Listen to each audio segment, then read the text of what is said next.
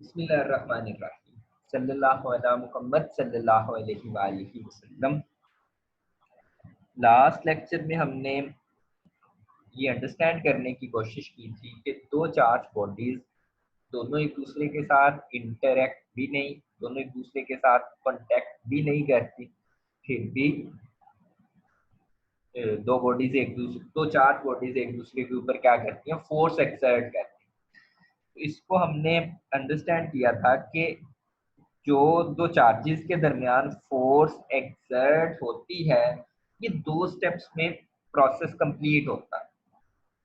कि मसलन charge body ए जिसके ऊपर चार्ज क्यू है, ये चार्ज बॉडी बी के ऊपर जिसके ऊपर चार्ज की वैल्यू क्यू नॉट है, फोर्स एक्सर्ट कर रहा है जिसकी वैल्यू है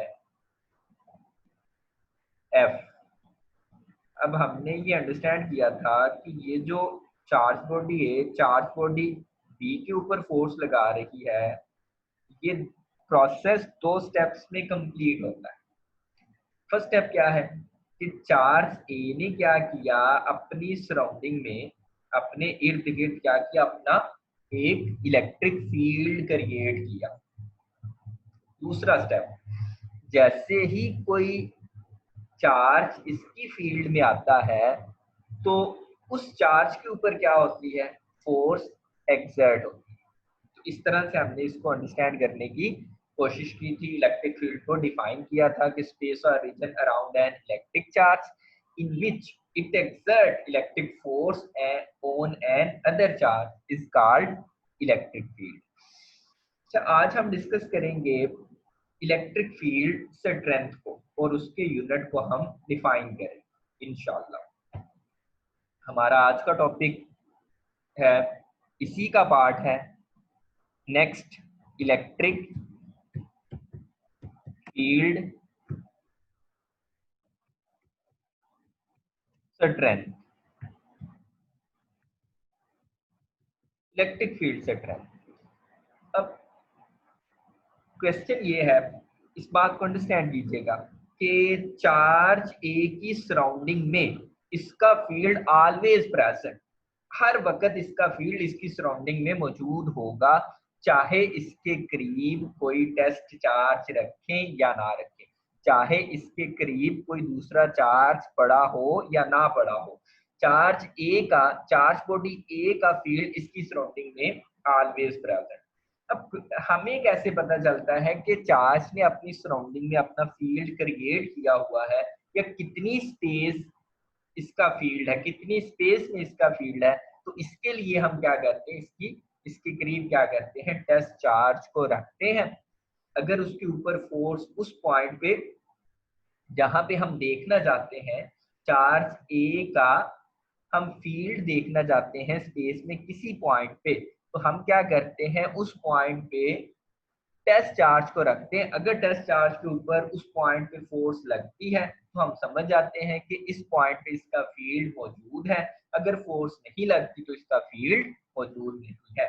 इस बात को अंडरस्टैंड करें, जैसे मैं देखना चाहता हूँ, ये कोई पॉइंट मैंने लिया स्पेस में, चार्ज ए के गिर्द स्पेस में मैंने कोई पॉइंट ले लिया, सपोज मैंने पॉइंट ले लिया, ए पॉइंट ले लिया। अब मैं देखना चाहता हूँ पॉइंट ए पे चार्ज ए का फील्ड है कि नहीं, तो मैं इस पे क्या करूंगा, एक टेस्ट चार्ज को रखूंगा, एक टेस्ट चार्ज को रखूंगा। अगर उसके ऊपर फोर्स लगती है तो मुझे समझ आ जाएगी पॉइंट ए पे चार्ज ए का फील्ड मौजूद है। अगर पॉइंट ए पे फोर्स नहीं लगती तो मैं समझ जाऊंगा कि पॉइंट ए पे चार्ज बॉडी ए का फील्ड मौजूद नहीं है। इसके बाद फिर दूसरा क्वेश्चन ये है कि क्या चार्ज ए की सराउंडिंग में हर जगह पे पॉइंट ए पे, फिर हम कोई और पॉइंट ले लेते हैं, ये कोई पॉइंट हमने ले लिया पॉइंट बी,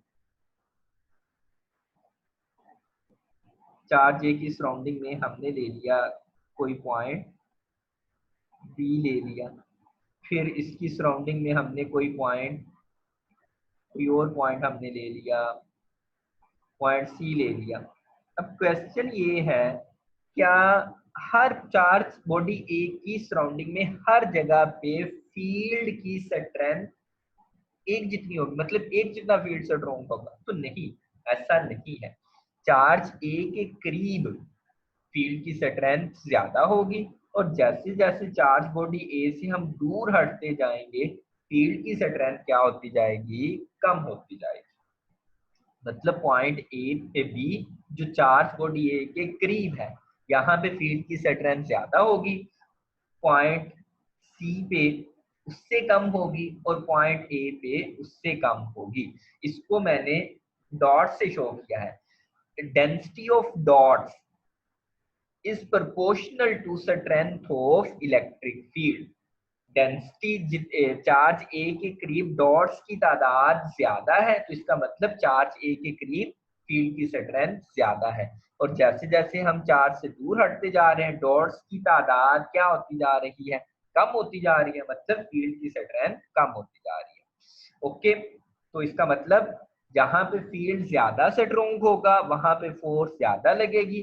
पॉइंट बी पे चार्ज टेस्ट चार्ज के ऊपर फोर्स ज्यादा लगेगी, पॉइंट ए पे टेस्ट चार्ज के ऊपर फोर्स कम लगेगी। तो फील्ड स्ट्रेंथ को हम डिफाइन करते हैं, इलेक्ट्रिक फील्ड स्ट्रेंथ को, electric force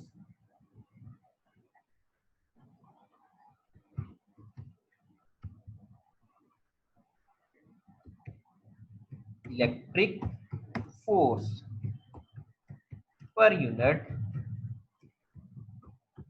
electric force per unit positive, electric force per unit positive test charge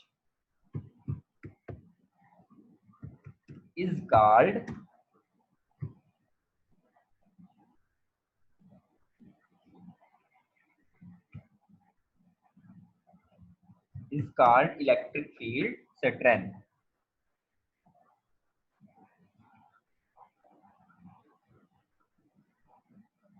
It is called electric field strength. Field strength.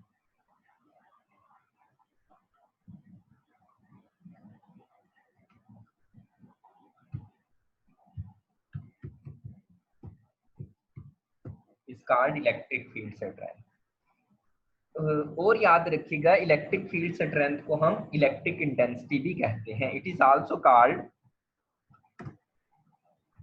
It is also called, it is also called electric intensity, intensity.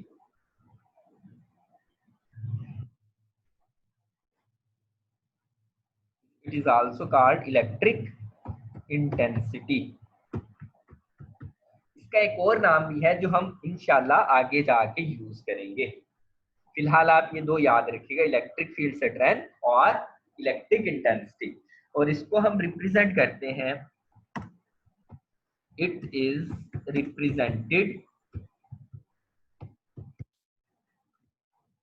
It is represented bye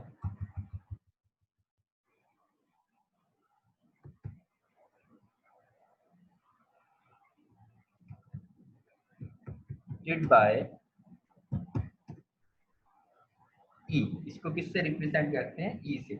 और it is a vector quantity, it is a vector quantity, vector quantity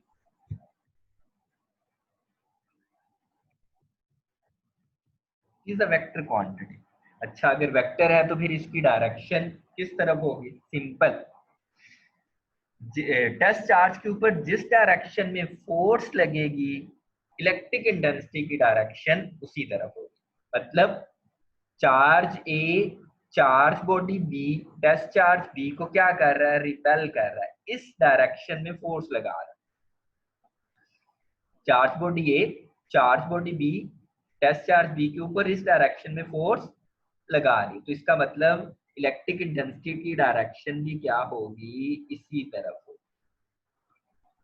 this is direction of electric field intensity. Electric field की direction भी इसी तरफ, जिस तरफ positive charge के ऊपर force लगेगी इलेक्ट्रिक इंटेंसिटी की डायरेक्शन भी उसी तरफ होगी। तो अब इसका फॉर्मूला क्या बन गया, electric force per unit positive test charge. तो इसका फॉर्मूला बन गया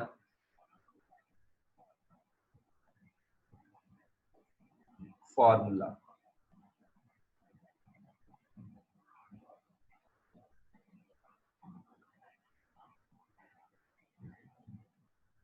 इसका फॉर्मूला बन गया E इज इक्वल टू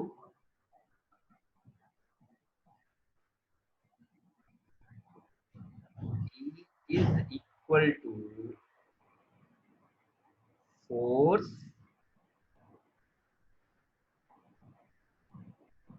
पर यूनिट टेस्ट चार्ज। ओके, अब इसके यूनिट क्या बने, सिंपल, फोर्स के यूनिट न्यूटन और चार्ज के यूनिट कूलम। तो इस its SI unit is its SI unit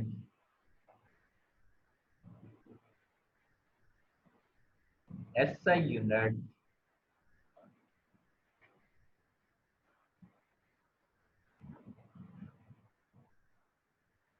its SI unit is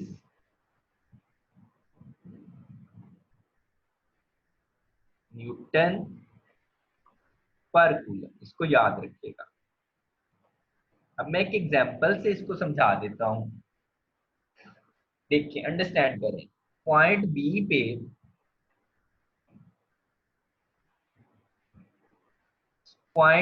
पे इलेक्ट्रिक इंटेंसिटी की वैल्यू है एट बी। अंडरस्टैंड कीजिएगा, इस पॉइंट को मुश्किल नहीं है।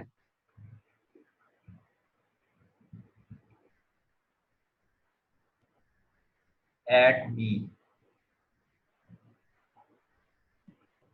E is equal to, E की वैल्यू है, E की मैग्नीट्यूड है suppose 10 newton per coulomb. 10 newton per coulomb. अब 10 न्यूटन पर कूलम का मतलब क्या है, जब मैं पॉइंट बी पे 1 कूलम चार्ज रखूंगा तो उसके ऊपर कितनी फोर्स लगेगी, 10 newton. This is called electric intensity और electric field strength.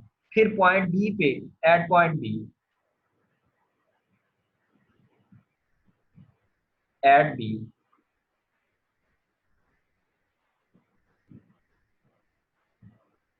Eight B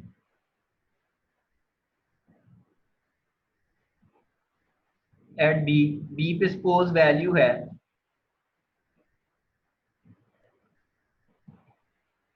B पे मैग्नीट्यूड इलेक्ट्रिक इंटेंसिटी की सपोज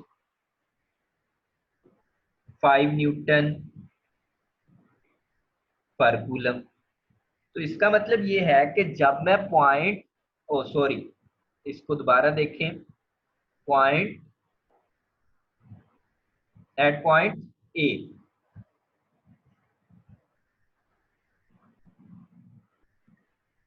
एट पॉइंट